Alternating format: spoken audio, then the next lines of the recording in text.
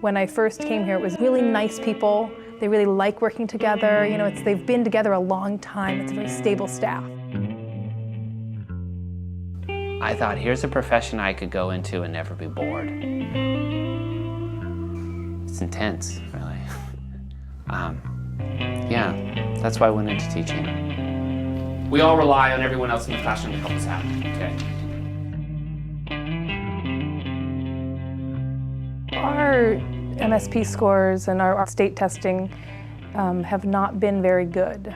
And so looking at the data, we realized that if we're going to reach all students, we need to change what we're doing. We need to reach all kids, and we're not reaching all kids with what we're doing currently. We thought what we were doing was effective.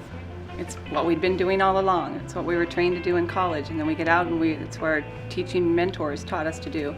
But then we realized, wait, there is more we can do. We are a school district in improvement based on the AYP, or annual yearly progress.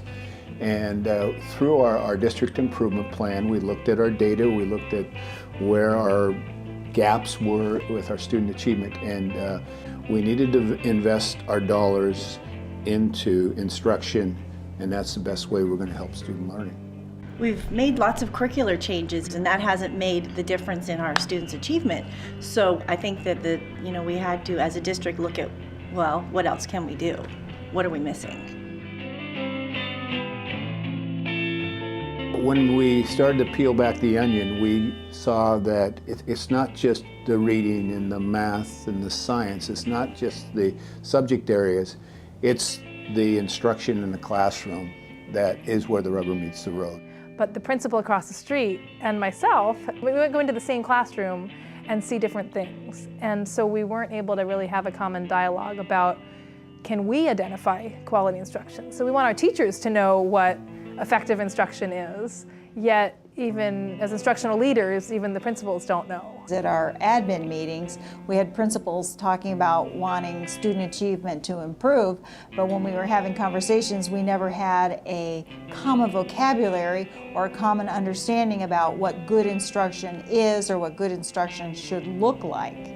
And that kind of started the whole impetus behind where we find ourselves with BERC and the STAR protocol and powerful teaching and learning. The deeper we got into developing our own, the more we realized that, well, maybe there's one out there that would work for us. And so one of the ones we were looking at that time was the STAR protocol. We thought this is something that people can understand. It was in language that we could understand. It was pretty easy to use. It seemed like something that we could work with.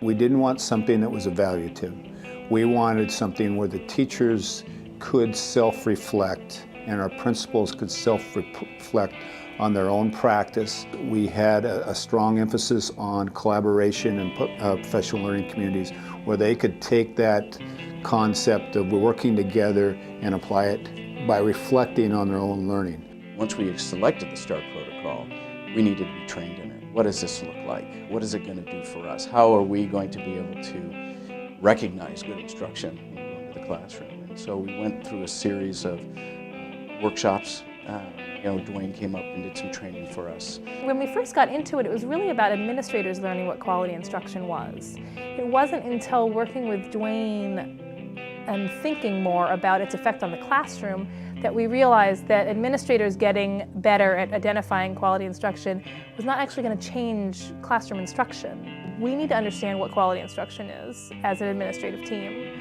But we need to be providing these opportunities for our teachers to go through that same process. The goal is to have teachers become better teachers.